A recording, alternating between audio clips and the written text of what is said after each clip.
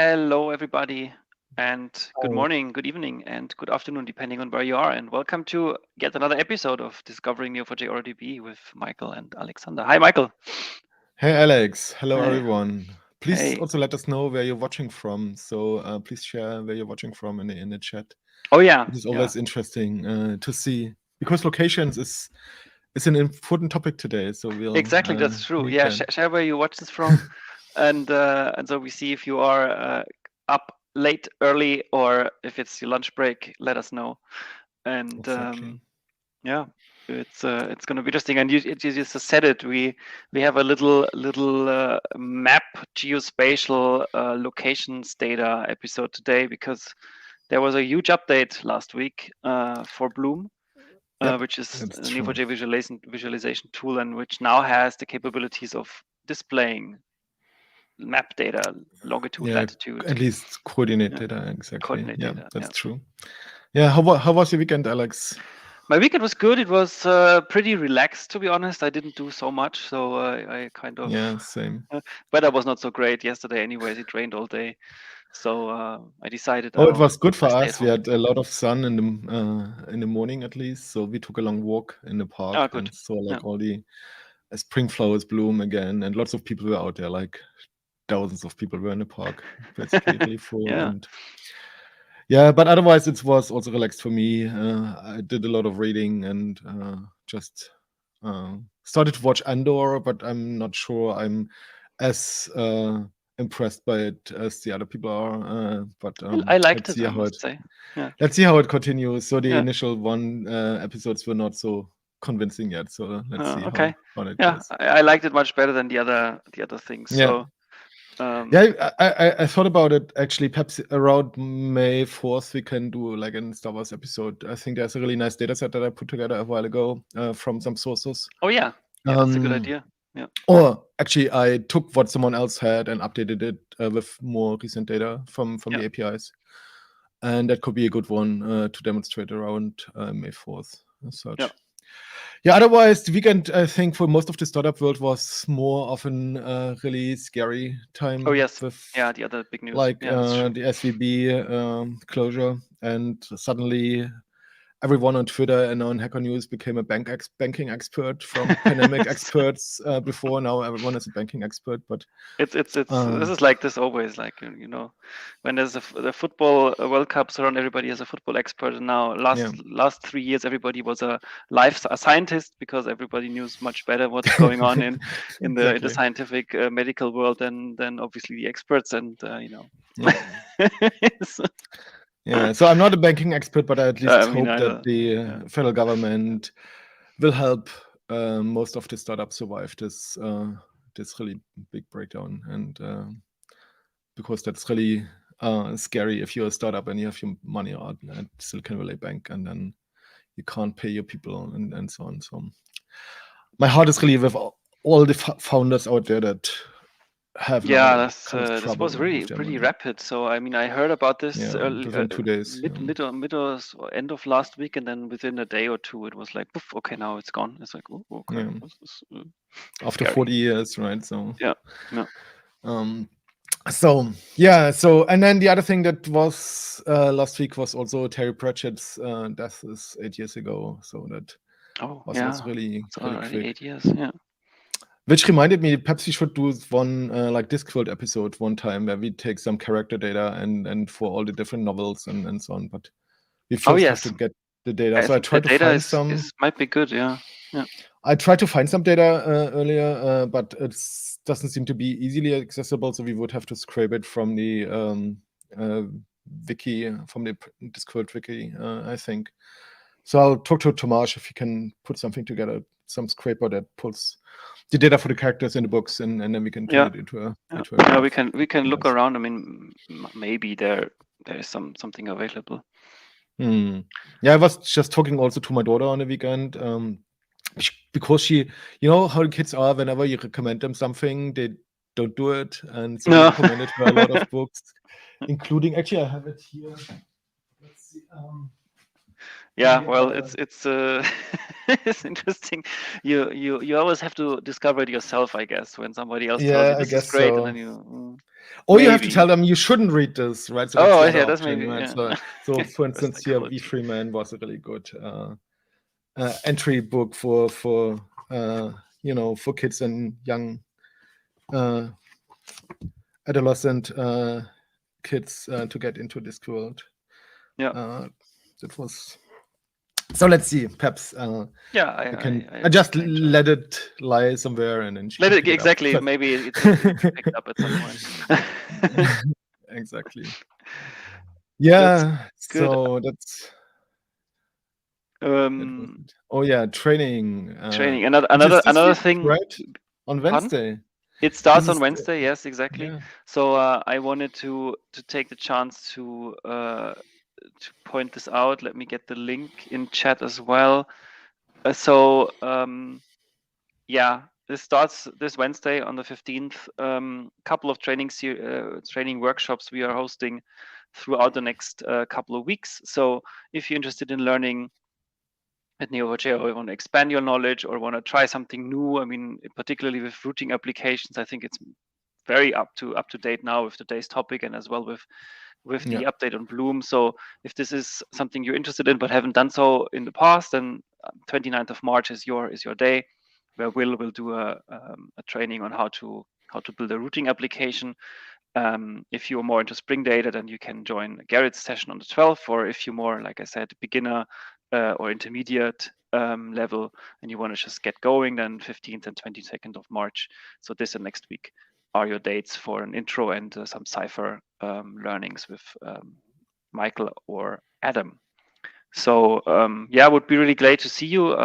Registration is open, so just jump in, click on the link, and I hope to see you on Wednesday or on any of the other episodes we are doing. Yeah, and if it's not interesting for yourself, then because you're already a Neo4j expert, then tell your friends and your colleagues and anyone else who might benefit from that, because I think it's a really good thing to do.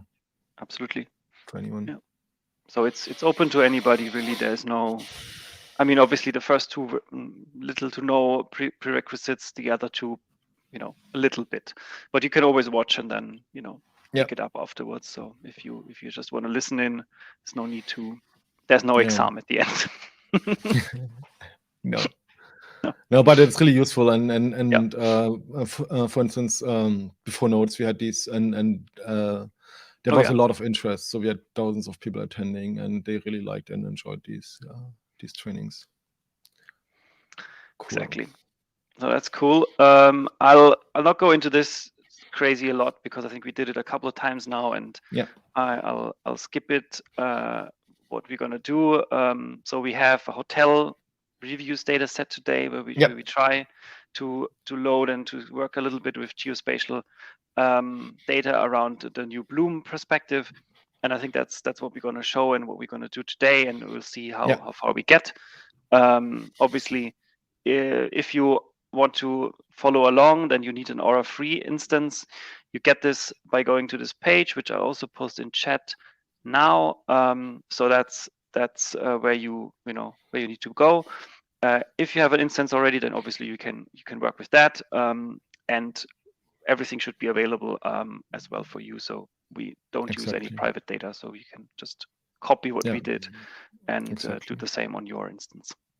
Yeah, and we usually publish the data and the information on the GitHub repository as well, so you can then pick it up from there as well.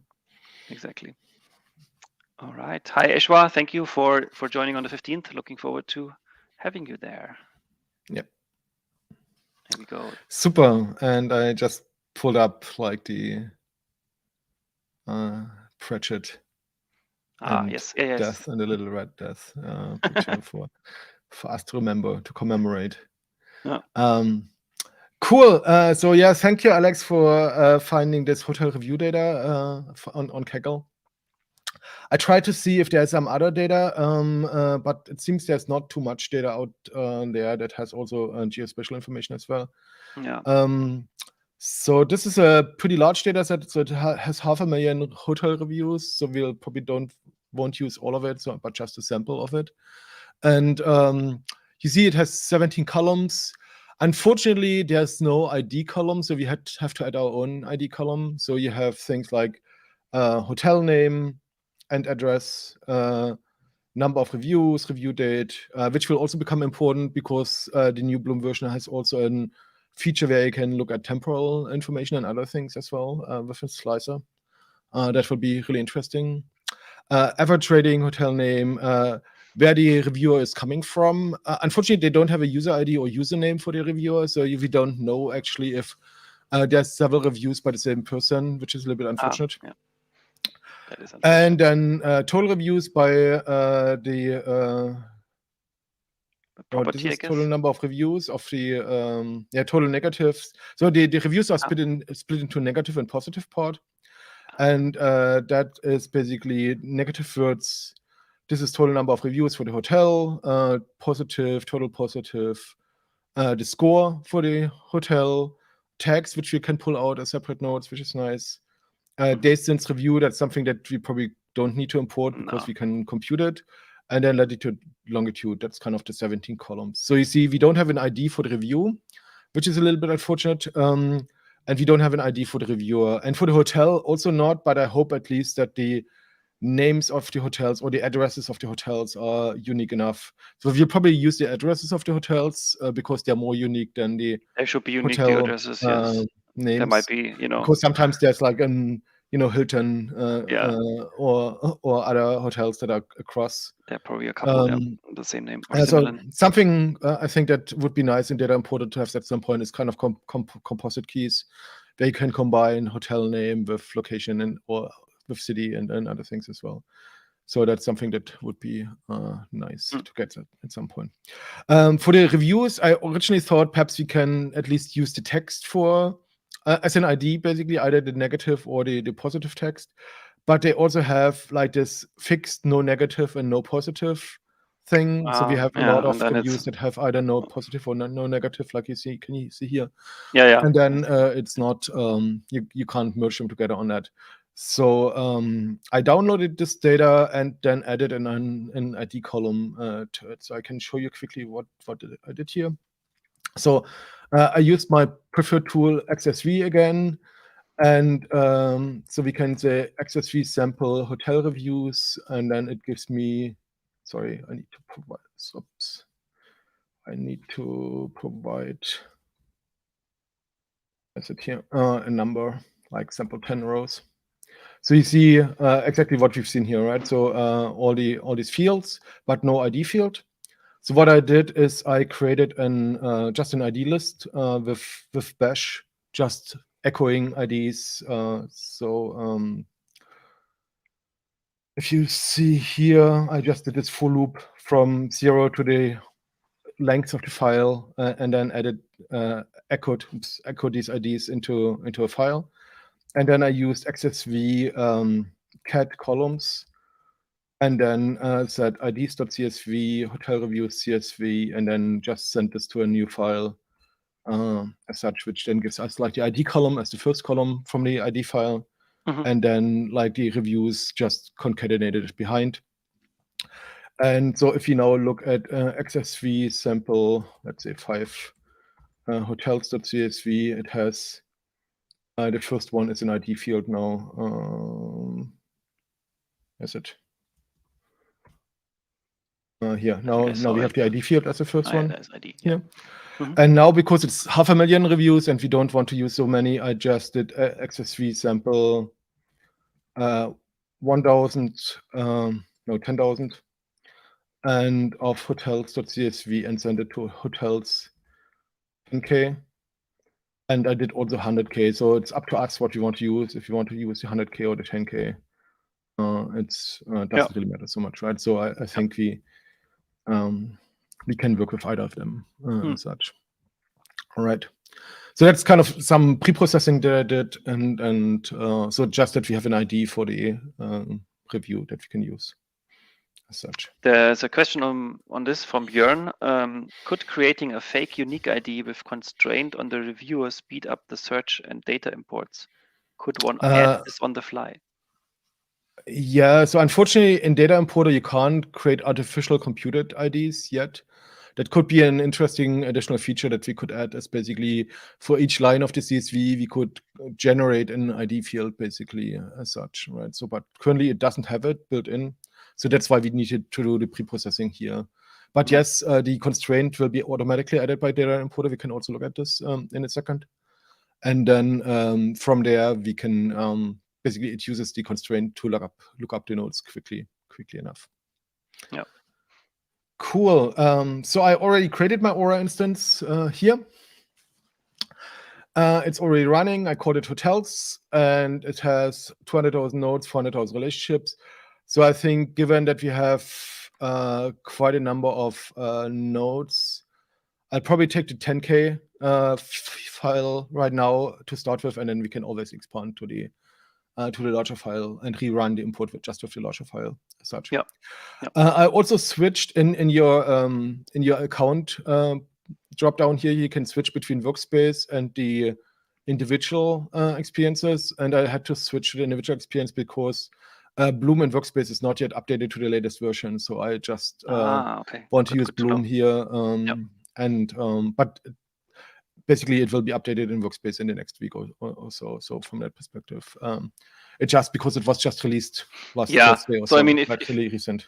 You know, if you missed, but it's a good information, I guess. If you missed a newly announced features in your own workspace, and you think this is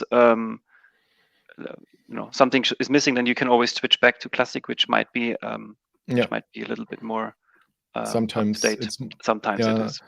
And sometimes it has some more features, like query and export might have some more features than in Workspace, but Workspace is more the comprehensive experience as such. Right. Cool. And then I opened Data Importer and logged into Data Importer, and we can just basically add our file. We pick hotel reviews 10K as our file, and we can see our data here, starting with the ID field, hotel name, and so on. And that's basically what we've seen already in the CSV. And now we can basically, how we talked about it, we can extract the different things from the file. So we have our core entity is our review, right? Because that's kind of what this is all about. Then we have our hotel. So the review is for a hotel. Let's say it's for a hotel. The hotel has a name, location, information, and an address. And it also has total number of reviews of the hotel, basically. Right? So that's also something that's for the hotel itself. And for the reviewer, we also have the nationality. So we can call it just country. And then I think that's mostly it. The tags we need to store on the review for now, but we'll pull them out. So we would have something like tag here as well. But we do this later. From country, we do this later, exactly. So we would say tagged or something like that with tag. So that's kind of basically what we have. If we had the username, we could also pull out the user out of the review, but we don't have the user as such, right? So from that perspective, that's basically what we got here. Cool. And so I'll remove the tag later on before we do the import, but for now, I'll just leave it there so that you see what the final model will look like. And now we can actually start mapping our file data to this. So for the review, we pick our ID. We pick additional number of scoring. I don't know what that is. Does Kaggle explain to us what the additional number of scoring is? Here. Some guests just made a scoring on the service or then okay, that's more. That goes more on the hotel. It seems. So if you just pick like this is a 6 out of 10 instead of writing anything. Exactly. So we have review date. But I guess it doesn't matter to us, or does it? Yeah, matter? we can also skip it. So I mean, if we store the total number, I think that's fine. I think that will include all of it. Average score, I think, is also for the hotel. Yep. Let's see. Can you see that? Of the hotel, based on the latest comment in the last year. Okay. So that's for the hotel as well. Hotel name goes on the hotel, reviewer, nationality goes there. So negative review, review total, negative foot counts goes in here. Total number of reviews goes onto the review total positive foot count, goes onto the total number of reviews reviewer has given. That's that would that would be going onto the reviewer node that we don't have, right? So that's reviewer score. The text we also store on the review as well. And dates in review we don't need to store really because that's something that we can compute. Yeah. So that's what would go onto the review itself. Unfortunately, it seems that the dates might be in different formats.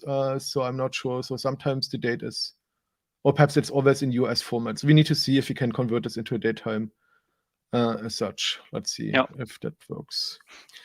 Okay, confirm. And so this turned it into a string. Negative review is also a string. Review total, negative word counts. We can probably shorten this basically into negative words. Right? Positive. Perhaps you can just call this positive and negative here. Review date, we don't need the prefix for review, right? We just say date. Negative.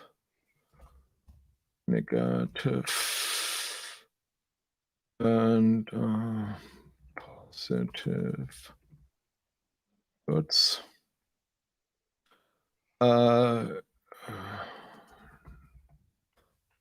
Review count and then score and text lowercase t. That's our data for the review. Now let's pick the hotel itself. So we take the hotel address. That's the additional scores that we don't want. Hotel name. We want to have total number of reviews and latitude, longitude. Did I forget anything? I think that's it, right? Yeah. And our ID for the hotel for the time being is the hotel address, which you probably change to address. And then here we say just score on hotel. Here this we call name. And this is, did we call it review count or something like that? And on the other one. And latitude, longitude, latitude, and longitude. Right? This is our address, and our ID from the review got automatically selected as our ID field here. Right? And then the only thing that's missing here is the country for the reviewer, which is basically country name. Yeah. If we were to have more, then we could, use have a proper user and all of that. But yeah, unfortunately, we don't have that. Exactly. So if I just click on preview, it will do it, but it won't do the import because we haven't mapped the text. But you can see already, we see our hotels here. The brown ones are hotels. You can zoom in. Sorry, the brown ones are countries. Country. Yeah. Yeah. The green ones are reviews. So we can basically see they have an ID here. Somewhere our ID, negative, positive, review count, and so on. Yeah. And then we have these ones that are hotels, which are then basically should be some hotels that have more than one review, I hope. Let's see here, for instance, this hotel that it has 3. So this only samples the first few hundred lines as such. So we'll can look at this. We can also look at the importing the larger file. I just want to see how many nodes the 10K file produces, and then from there we take it. And so if you run import, it will complain that the tags are not mapped. So we'll just remove them for now. Go away. And then just hit run import, and it should not take too long. I think the biggest volume of data is kind of the text from the reviews. We could also have skipped them as such, right? But in case you want to do some NLP analysis on the text, like entity extraction or something like that, then we can use that. Yeah. So if you look at the cipher here, it creates the IDs, ID constraints, as was just asked. So it initially creates the ID constraints for these, for the reviews, for the hotels, and so on, and then basically imports the data for each of those, and then creates the relationships down here. So it basically created 20,000 relationships, and I think 1,300 hotel nodes and 10,000 nodes for the reviews. So that means we can basically open Bloom now, and probably need to refresh the category or create a new category. Let's just delete this one and we just create one. Yeah. Generate. And you see it has review hotel country, and so we can use that. And then if you say show me a graph, which gives us a sample graph, we should see the data. Let's see what's happening here. There we go. Right. So it has reviews. So we could, for instance, say the text of the review should not be the ID, but for instance, the score or something like that. Score is a good one, yeah. And perhaps the date. We can actually select two, so we can also say this should have the date and the score, right? So that we see a little bit how old was it and when was it. So hotel has the name, and then we can also expand the country here, and then see basically United Kingdom. And we could say, give us all, then that would be 4,600 reviews from the UK, basically, right?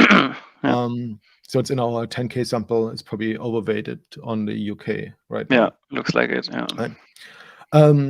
So what we now can do is basically our total graph size. Does it show that?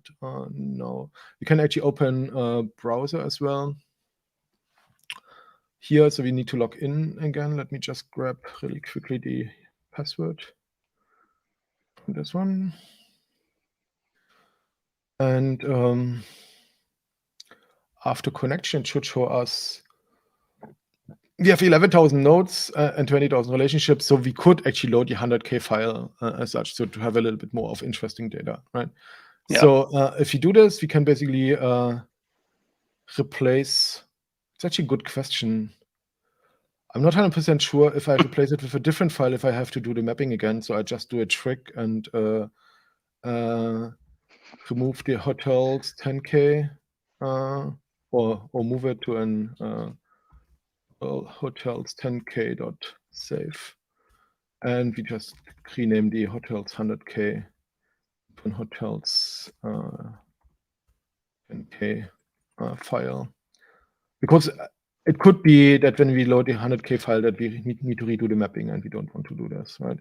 Yeah. And so we just loaded the new file, and so we can run import again. So it will take a little bit longer, and we will get to probably 110,000, 120,000 nodes in total while it's running. Right? Yeah. So does the import also in batches? So from that perspective, it's basically should update these counts as it goes. As you can see now, it's 42,000 already here, right? So and now it's 100,000, so it should be almost done. Let's see. That's quick.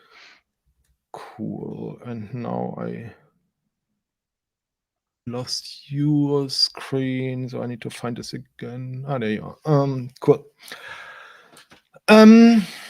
Super. So we just let the data importer finish, which should be almost done. And then in 4 seconds, also we see that the whole data has been imported. It took 55 seconds to import the 100,000 rows, creating 98,000 hotel rows and another 192 hotels. So not so many hotels, but actually a lot of hotel Lots of reviews for the hotels. Yeah. Right. So that means here now in our browser we see it's 109,000 nodes here and 260,000 relationships as such. Right. So the two things that we need to do is, one is we have to do three things. One is we have to pull out the tags, as we said initially. The second is we need to turn the dates into a datetime as such, because they're currently strings for the reviews. And the last one is the latitude, longitude into a location so that Bloom can visualize the hotels. So the last one should be the simplest. So we can do this really quickly. We just say match hotel and then set h.location equals point from hotel dot. Oh, remember last time we actually figured out that we can. So you have two options. Either you have to pass in a map with a latitude longitude to a point creation, or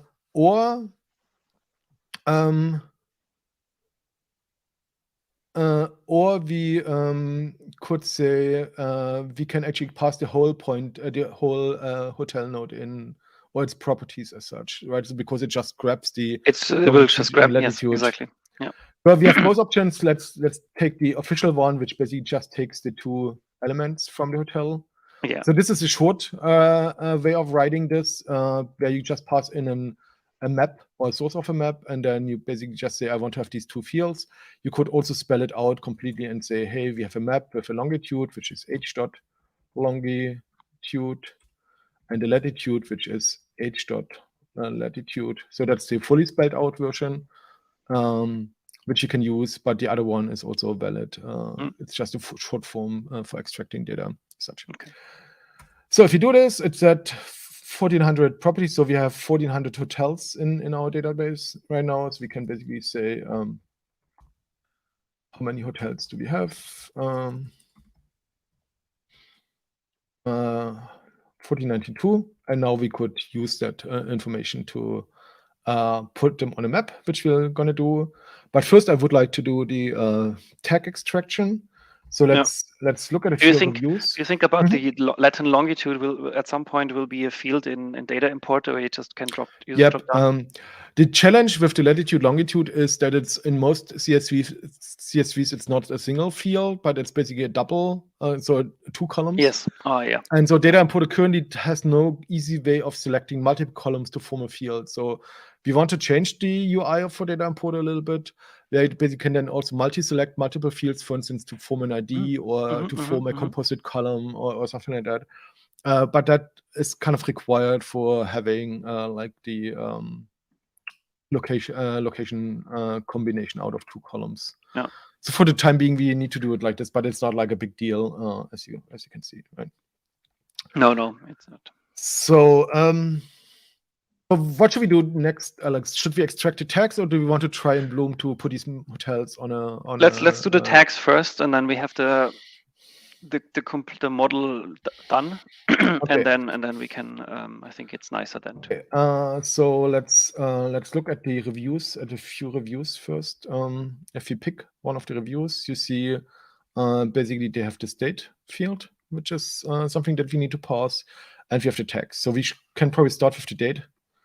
Unfortunately, the built-in Neo4j date parsing doesn't support this really well, but fortunately we have an epoch function which is called epoch. Let's see, epoch convert temporal or past temporal, I think. So let's see, epoch temporal parse or so. No, that's here. This one, two-zone temporal, is basically takes a string, a format, and optionally UTC offset, and then basically turns it into an UTC, and then we can basically into a date type for Neo4j, and then we can take the date information from that, and then so we just use this. We can just run an example for it. We can just say return, for instance, what was this? 10/28/2015. which is also the US spelling. So we have month, day, year, right? And we leave off the UTC, and this should give us an date time. And if we call date around this, it should give us like just a date. Right. So this is now a proper date type in Neo4j. So we can actually steal this and then just apply this to the reviews. We just set n dot date equals, and then take this and return n dot date. We pass in n dot date, we let it format it, we let it pause it, and then override it with the new value. Or let's call this something else, because just in case it fails, then it will return null and we lose the original date. So what do you call this? Yeah, thank you. Review date. Thank you, Alex. So, and it should do 100,000 of them now.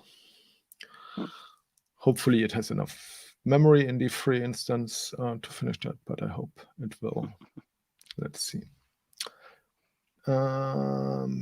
So we have now somewhere here review date. Can you see that? Review date. Or we can probably find some of the reviews. Oh no, it has not started yet. Okay, so while it's finishing this, hopefully we can look at the extracting the tags. Again, we had our reviews here. And as you might remember, we have these tags in here in the list. So it's actually even a string. So can you see them? So these are kind of strings from which have like these square brackets around them and so on, which is a little bit annoying.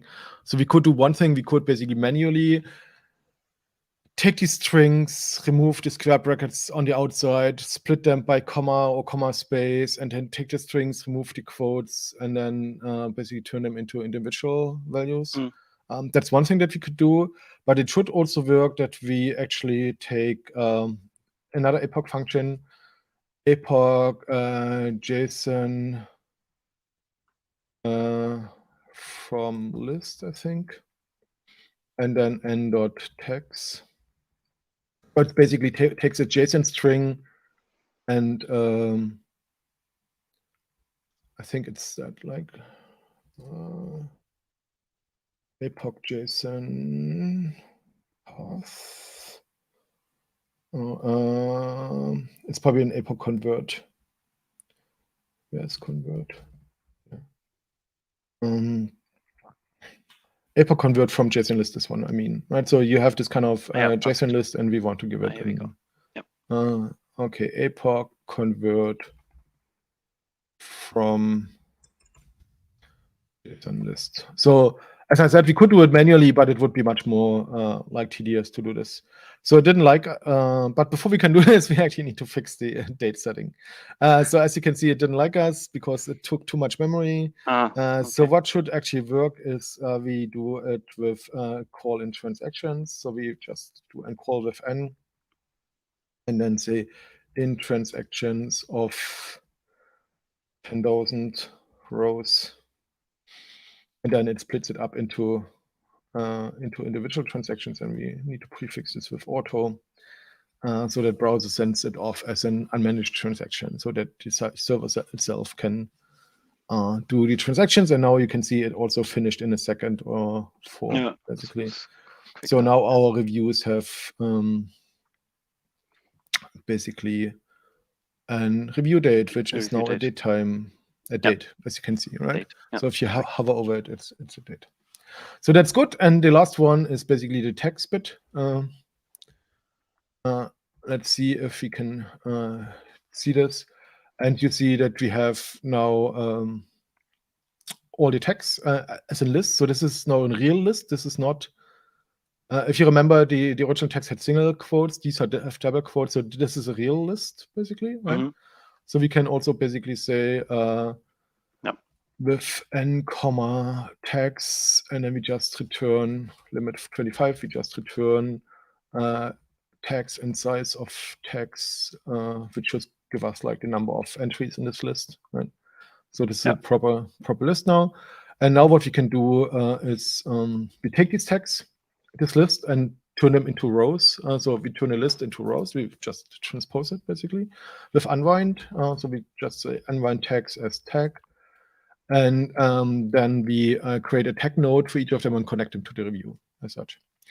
But we want to probably create a constraint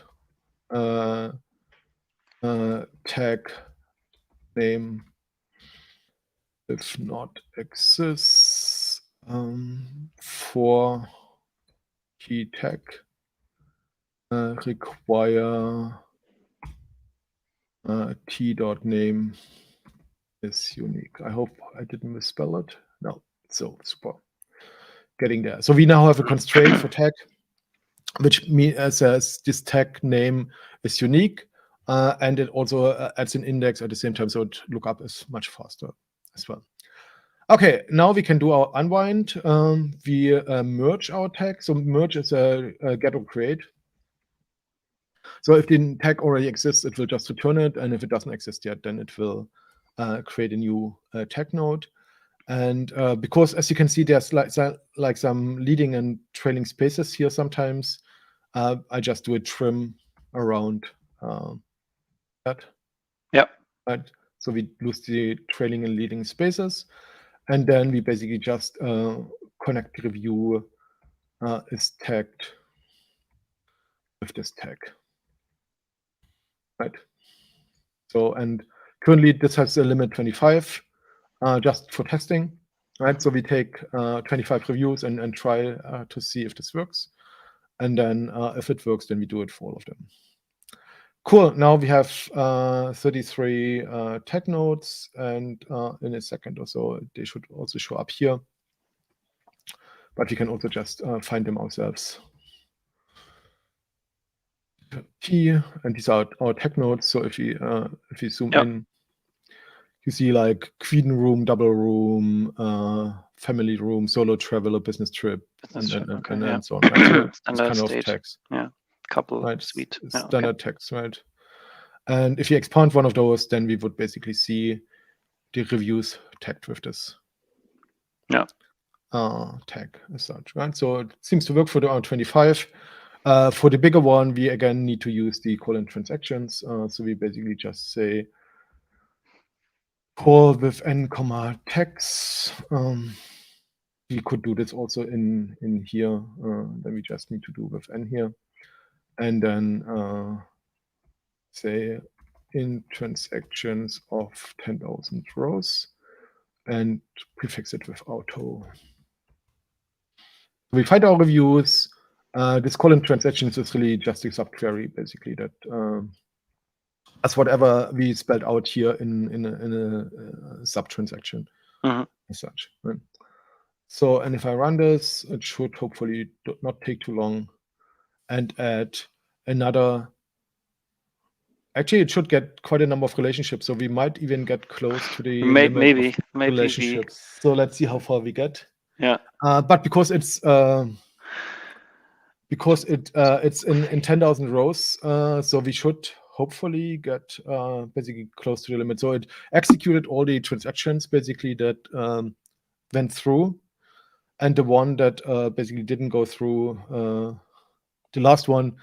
So we should actually see how many.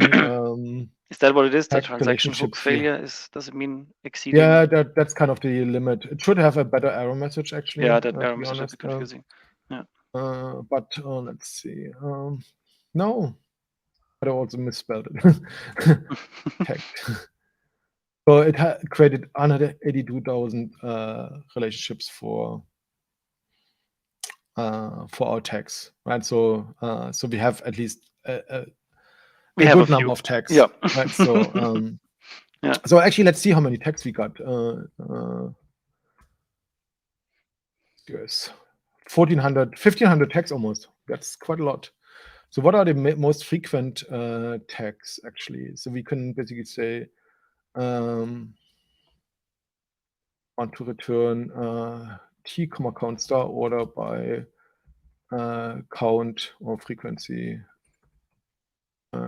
descending limit 10 or 20 or 50, let's say top 50, and as frequency, right? So we just get our tag and count this. So this is not the most efficient query. Just want to see really quickly. So leisure drip is 32,000. Submitted for mobile device is 23,000. So they used couple, state one night, state two nights. Okay, solo traveler, but it's okay. So that's good context for the tag text. By the way, there's now a better way of doing this where you can basically just say, I want to see the degree of each tag basically. Just instead of doing this count over there, we can just provide the pattern in here. So we basically do a count with curly braces and then provide a graph pattern in here, and it counts how often this pops up. And this is basically the degree of the tag node, the in degree of the tag node, right? Yeah. And that's a faster operation here. And then we could even say return t.name, because it doesn't have to do an aggregation, actually almost instant, as you can see, right? So it takes just milliseconds. So it doesn't actually have to compute all of these. It treats these from a degree count, from a transactional degree count. And you see it's also like PowerTail distribution. So you have a few that have a lot, and then it tapers off pretty quickly to a few hundred each, right? As such. But which is fine. So now we should have a more, comprehensive graph as such. I think we can do refresh perspective, but we might need to add the tag as an extra category manually. Yep. Didn't find it. I didn't find it automatically, but we can just add category here, and then it basically does this. Okay, super. How do I close this? By clicking on this again, or clicking on this again. Okay, so if we clear our scene here now and say, show me a graph, let's see what we get. Again, bunch of nodes with bunch of hotels with information. And now, as you remember, we have the location information and we have the date information, right? Yep. So let's first try to get this location thing running. So we have 10 minutes to go. So the race is on, Alex.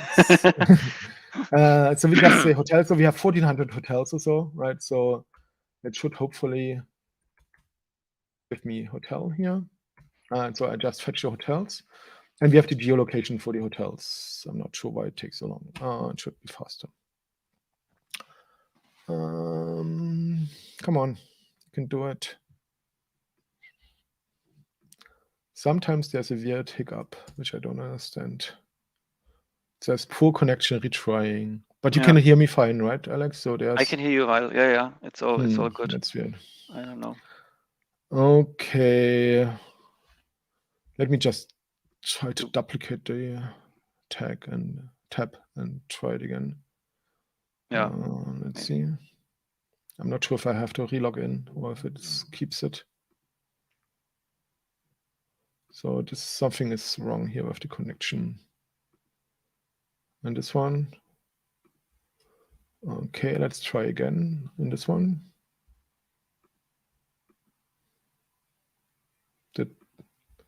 I want to have hotel, enter. Yeah, okay. Yeah, I don't know what was wrong in the other one. Yeah. Anyway, so these are all our hotels, and as you can see, these are currently just shown as a big circle of data, like 1,000 hotels. But if you want to see more in the settings, you can basically say how many nodes you want to see, but 1,000 is fine for now. And in experimental, so okay. So what we can do now, I haven't tried it myself, so let's try and see how this works. And we want to say location x-axis and y-axis are here. And we want to scale it down a little bit. And we want to scale this down as well a little bit. So this looks interesting. Okay, what does it tell us? I think we see cities here. So this might be, this is Milano, Italy. Okay. This is perhaps Amsterdam. Yeah, it's Amsterdam. So we might have, because we only took a subset of the data, it only imported basically 4 cities or 5 cities or so, right? Yeah, sure. Yeah. So this is all hotel London, basically. This is London. Yeah, I see. Okay. So you can kind of, this is Paris, I guess, right? Yeah, this is Paris. Or it could also be that the hotels are actually just from like large, this is Barcelona. Yeah. This is Austria, Vienna. Nothing in Berlin. And nothing in Munich, sorry, Alex. No, that's okay. And this here is also Vienna, but I'm not sure why. Because it doesn't have any location information. Can you see that? So these have no it's missing. information. Okay, I see a few. Yeah. So we can actually use the filter here to filter out hotel. Let's see, we can filter out hotel and then hotel. And then say where location, I can't see. Or perhaps it doesn't. Okay, where location is not null. Does not equal. Does not equal. At the top, if you scroll up, was it there? Yeah, but we can't say. Can we say null? 0. Yeah, but it moves them, right? So we can dismiss filtered elements, and then those hotels are gone. So this is kind of how you can apply these filters as well. These are like these filters here. Yeah. Okay, so we can, if we squint a little bit, we can kind of see Europe here with London, Amsterdam, Paris, Barcelona, Milano, and Vienna. And Vienna, yeah. Right. So I guess the whole data set, so we only imported 1/5 of the data set. So it could be that like Berlin and other places are actually in Berlin, Rome, and so on, are Copenhagen, Madrid, are in the other rows and such. Yeah. And it's just there. It seems like to be like just capital cities, so it makes it a bit more difficult to. Yeah. But anyway, at least it put it in the right location, and we also have clusters, right? So we also see if we zoom into Amsterdam here, it basically shows us also like the that it's not in the same spot, that it's kind of distributed across a little bit. So the other thing that I wanted to show is actually if you take these hotels here, the 900 hotels, and we take a bunch of the reviews, let's see if we expand reviews for the relationships here. So this now is kind of a little bit odd because the relationship, the reviews are not geolocated, right? So that's kind of a little bit weird. So I guess we go back to the regular force layout. Yeah. And let it relay out. Right.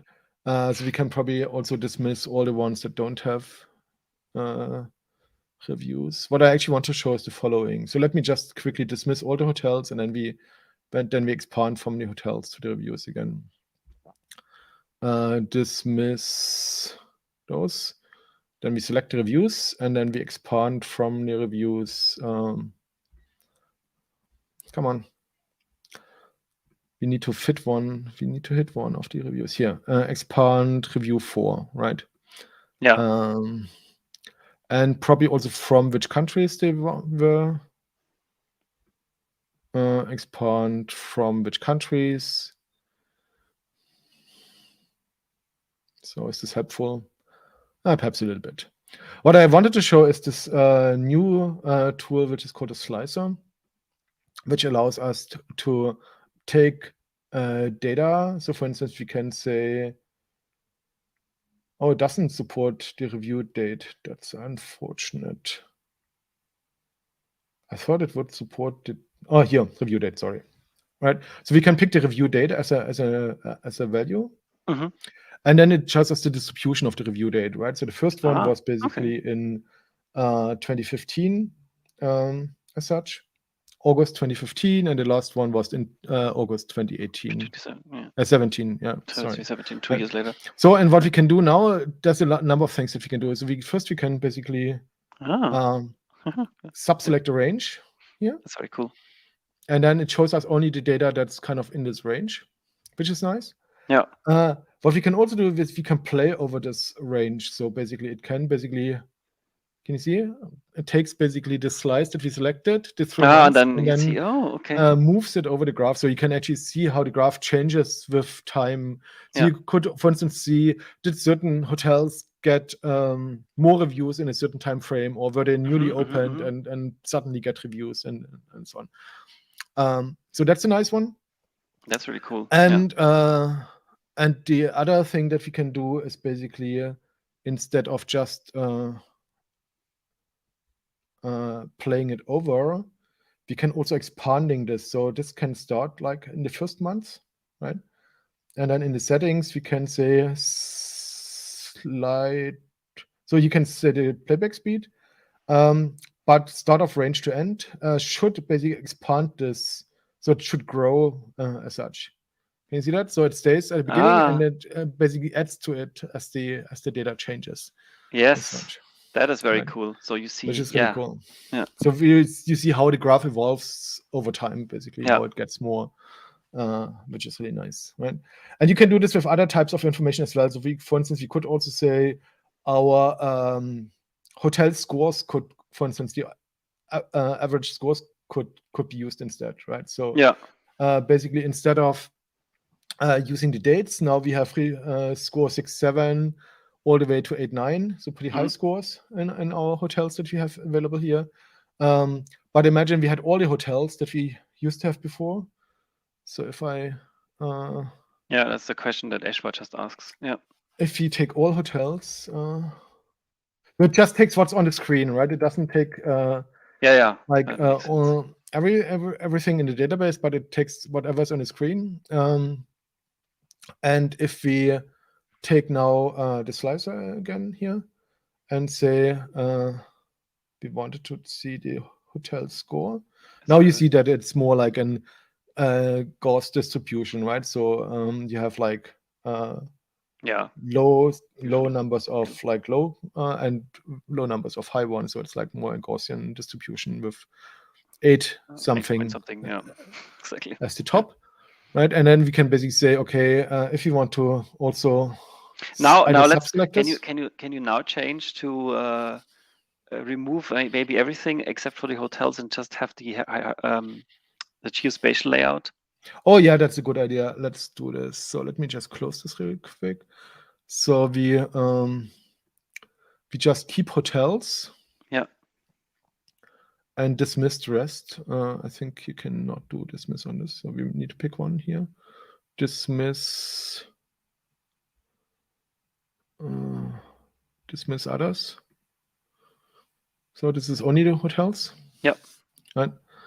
And now we can go back to our geospatial layout. That's a really good idea. I hope this works with the slides. I have not. We tried this. We're gonna find out. Yeah, we're gonna find out, and we can probably remove those hotels here on the side. Yeah. That don't have a location as well. So dismiss. And then we take our slicer. It seems to still use the layout. Add range, hotel score. And actually, it's a good question. Would it also support hotel? No, it doesn't support yet the geospatial. That would be cool if you have like a 2-dimensional thing that you can move things on. That would be actually nice. But let's stick with this, and then you can basically take the slice and then either move it manually and say, I want to have only like the highly rated hotels in the middle here or something like that, right? So you can do this. Which then changes the number of hotels that you see in each spot. So I'm not sure if we zoom in into one of the spots, if we actually can discern them. Probably not. But then you can say, okay, I want to have only like the really highly rated ones, right? So you can basically turn it into one and then go over here, and then you see there's only like 1 or 2 left in Paris here, right? Yeah. As such. Or if you zoom out again, then there's only like 2 hotels left in the whole graph. It also shows us, by the way, it also shows us here how many nodes are. It says here, yeah, 2. With this kind 2. Mm-hmm. And so we could also say like this. Then we get like, then we can do actually the travel from London to Barcelona, I think, to Paris, to Amsterdam. To Paris and to Amsterdam. And that's like the probably most expensive and best most likely, ones. yeah. Oh, I don't know. Perhaps, yeah. Sometimes you also find or maybe just some obscure place that has just one review. Yeah, sometimes you find a treasure and which is actually not overpriced, right? So, and then you can also play it out. Yeah. Or we can actually let's use the other one. Let's use the grow start range, and then you should see. Yeah, exactly. And then we see more hotels being added to popping up, as you can see here, right? Yeah. And it stays interactive, right? So when you do things here, it stays interactive, and this is pretty cool work. And so one of our colleagues, John Harris, actually built the initial version of that before the Bloom team took over. Yeah. And that's really, really cool. That it stays interactive, and you can continue to interact with the dev while it's playing. And I told him the only thing that's kind of missing is then basically to record this video and put it out.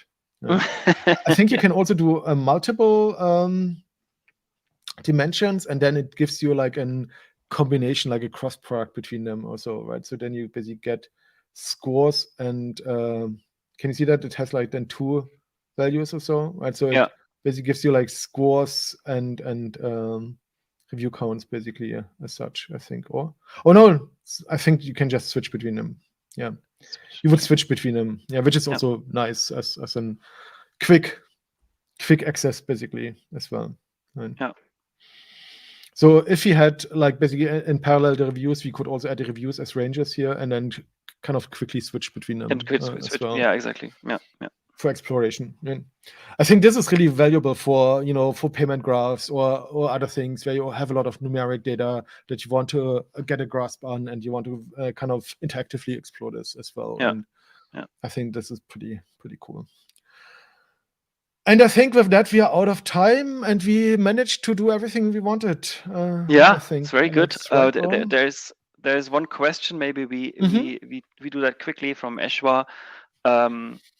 On null values in the data set. Yeah. So how do you handle null values in your data set? How much pre-work do you have to do to prepare your data to get the data in, or that's a great question. What needs to be done? Great question. So in data importer usually skips values that are null values or that are empty strings. So they are just returned as null values. But there's also in settings here, which gives you an exclude list for IDs at least that become null. That should be skipped. So something if you have not applicable or like empty string or other things. Currently, by default, it's an empty string, as it says here, right? But if you have other values as IDs that you want to skip, and I think something similar is planned to be added for other fields as well, so that you can basically also say for other fields, these are the values to be skipped as null values, basically defaulting to null, because oftentimes in CSVs you have a lot of superfluous entries there. But otherwise, what you can do is, for instance, if you say, let's say we had these reviews where it said no positive or something like that, right? If you remember. Yeah. So if you say match r.review where r.positive equals no positive, return count star. It had 7,500 without a positive, so we can basically just say remove r.positive, or we can also just say set r.positive to null, and then we basically can clean out stuff that doesn't have data, right? And like you saw with the latitude longitudes, when there's no latitude and longitude, the values will also not be set as such, right? So especially if it's a numeric property like we had here in our mapping for the latitude longitude, then empty strings in null value, empty strings or unpassable values will result in null values as well. So for instance, in Neo4j, if I do return to float, float from empty string, then it gives me a null as well, right? So then basically these fields also will result in null as well. Okay. I think if it does, even if it can't parse it, right? So then it does just return a null. And if I do something like this, which is kind of scientific nomenclature, then it can parse it. But if I do like an invalid character somewhere, then it will also not parse it as well. Right. So for at least for integer, float, and Boolean, it will turn empty strings into null. For strings, I think currently it will still store them, except if it's an ID property, then it won't. As such. Yeah. Right. And if you have null values in your graph, then it's not as a big of a deal as it is in relational databases, as long because as you just don't store it, right? So then it's basically property is not there, and which is actually more efficient, right? So if you don't store a property, so for instance, what we could do now is actually we could remove the latitude and longitude from all hotels because we have the location point as such, right? So and that's something that we could basically get rid of because we don't need it any longer, and then reduce our disk usage for that database as well, right? Exactly. Cool. Yeah. Super. Thank you for the question, Neshwa.